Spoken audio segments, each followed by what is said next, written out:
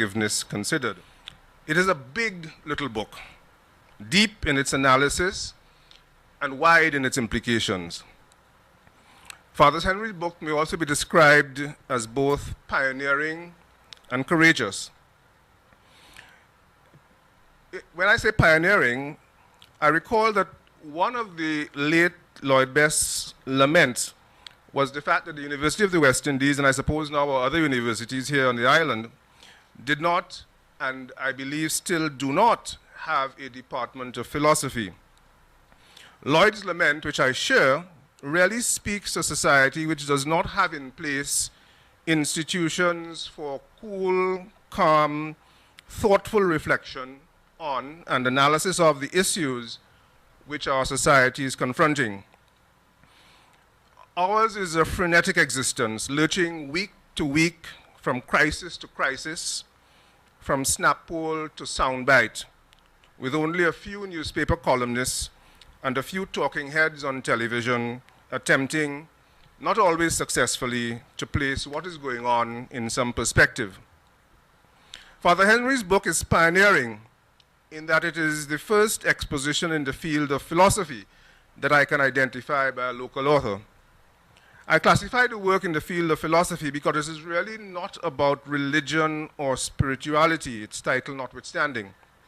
It contains no pap, no catchphrases, no magic keys to spiritual understanding or self-discovery or self-improvement.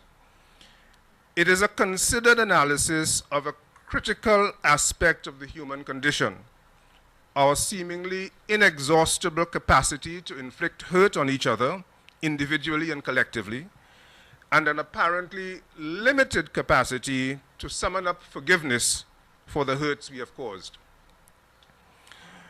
Father Henry's book is also courageous. It is more than ambitious. It is very courageous. It tackles a very, very difficult topic.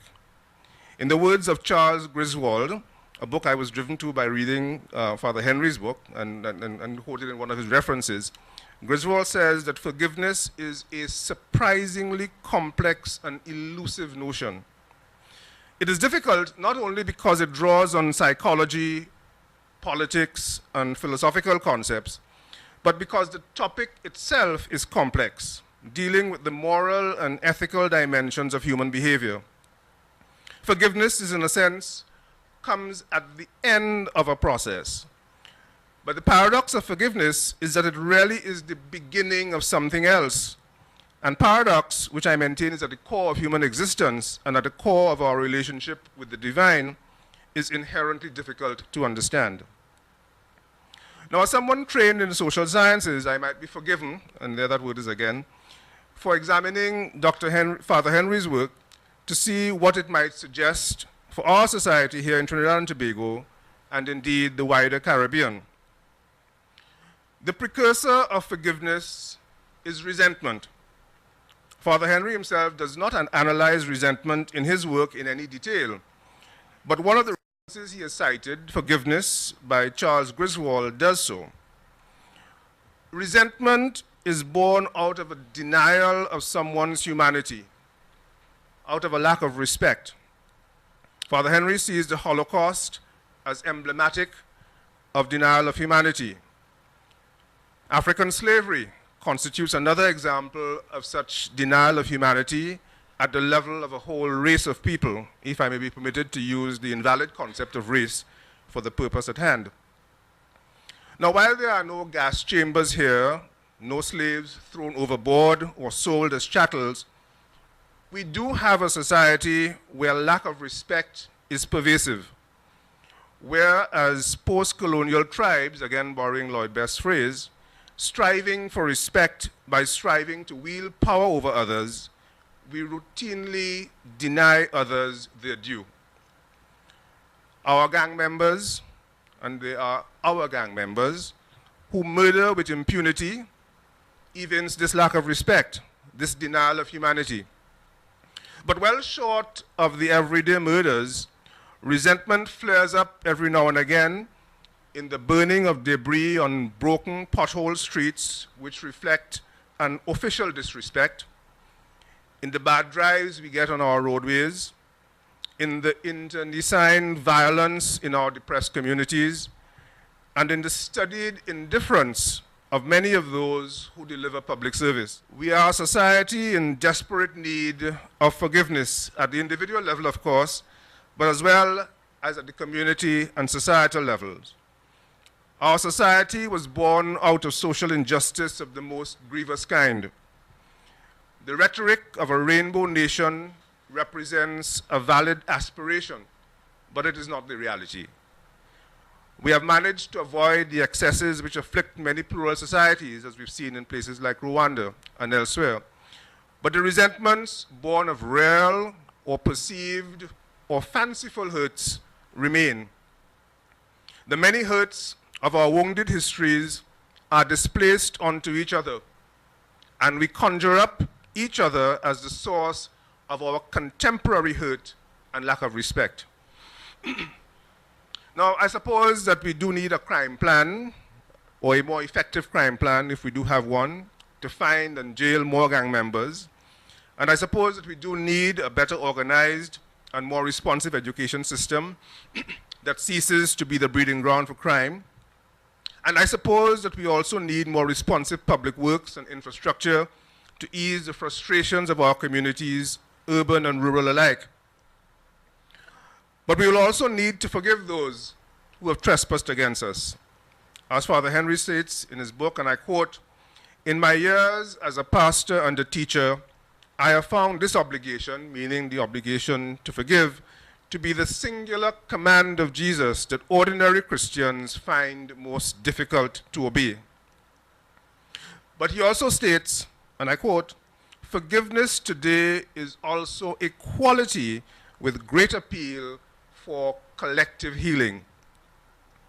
Now, forgiveness requires the transgressor to do certain things. These amount to one word: contrition. And this in turn requires acknowledgement of transgression. It requires truth, hence truth and reconciliation. As a society, are we prepared to acknowledge that we treat each other routinely with a lack of respect, that we deny each other equality of treatment and equal rights, and that our behavior towards each other is productive of resentment? As a society, are we prepared for the pain of reconciliation? But how do we begin? And how long will it take? As Father Henry avers, and I quote, "Social reconstruction following a recognition of social injustice has a more indeterminate time frame. The indeterminacy of the process of social reconstruction is, however, not an argument for paralysis or delay. It is, in fact, an argument for attending to the task with a heightened degree of urgency."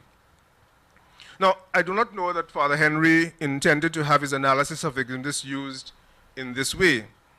I noted earlier that he stated that forgiveness was the obligation of ordinary Christians that ordinary Christians find most difficult to obey. Followers of other faith traditions also have that difficulty. It is part of the human condition. But it will be through forgiveness, through truth and reconciliation, that as individuals and as a society, that we can make a new beginning. Now, I would like to make a couple of concluding observations on certain positions in Father Henry's book itself, deeply conscious that in doing so, I am like, as we say, a cockroach in foul party. But of course, as a true Trini, bold-faced enough to comment on matters that I know little about. First, there may well be, I think, a difference in the conditionalities of forgiveness depending on who the wrongdoer is. And I was driven to this, and I suppose that everybody who reads the book is going to come to something in the book that catches their attention. And what caught my attention was this question of whether forgiveness needed to be conditional or unconditional. And that is, in fact, what drove me to read Charles Griswold's book as well, that Father Henry referred to in his. And The hurt, for example, inflicted by a spouse or a child or a friend may be as deep as any other kind of hurt, perhaps even deeper. But the fact of a pre-existing relationship probably also makes unconditional forgiveness possible in these cases. Griswold's conditions, which must be met for forgiveness, would certainly apply where the wrongdoers are complete strangers, and the hurt inflicted is because of my race or ethnicity, or my class, or my gender, or my sexual orientation, or my political or religious beliefs. Father Henry seems to recognize this in pointing out in his critique of Griswold's idea of necessarily conditional forgiveness that, and I quote, "a friend whom I have harmed may willingly set aside anger, hurt, or resentment for friendship's sake. But this unconditional forgiveness is rather less likely, I think, if the wrongdoer is a complete stranger." My second observation is that Father Henry does not address the question of our forgiving God, a topic also avoided by Griswold. Now, no doubt priests and ministers officiating at funerals of persons, especially children who have died suddenly or tragically, encounter this conundrum: how to reconcile our belief in God's love for us and his assurances of that love with what seems to be the callous taking of a loved one from us. If it were possible to collapse this problem back into the problem of intrahuman forgiveness, we could treat it in the ways outlined in Father Henry's book. But I suspect that this is not really possible, and it would be helpful in the second edition or in his next book if Father Henry tackles and treats with this issue. Father Henry's book offers much else besides the perspective I have offered here on its implications. When I showed the book to my wife Sandra, she immediately commented that it would make an excellent gift. I agree, but as I've already said, its value to the reader will come from study, further exploration, and reflection. I encourage all Christian and those of other faith traditions alike to read it, and in reading it, reflect on yourselves, your families, your schools, your communities, and our society here in Trinidad and Tobago, and examine your consciences on our individual and collective need for forgiveness. Thank you.